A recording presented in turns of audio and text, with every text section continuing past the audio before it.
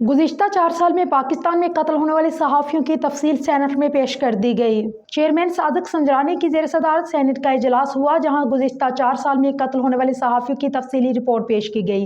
Report के मुताबिक 4 साल के दौरान मुल्क में 42 सहाफ़ियों का कत्ल किया गया। पंजाब में 15, सिंध में 11, खैबर पख्तूनख्वा 13 और बलोचिस्तान में 3 सहाफ़ी कत्ल हुए।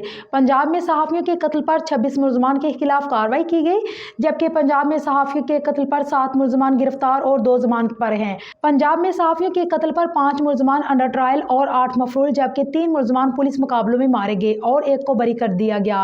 रिपोर्ट के मुताबिक सिंध में 11 सहाफ़ियों के कत्ल के बाद 11 मुलजमान के खिलाफ कार्रवाई की गई। सहाफ़ियों के कत्ल पर 4 मुलजमान गिरफ्तार, 7 अंडर ट्रायल हैं। खैबर पख्तूनख्वा में सहाफ़ियों के कत्ल के इल्ज़ाम में 13 मुलजमान के खिलाफ कानूनी कार्रवाई की गई, जिनमें 4 मुलजमान अंडर ट्रायल, 2 बरी, 1 मफरूर और 6 मुतफरकात हैं।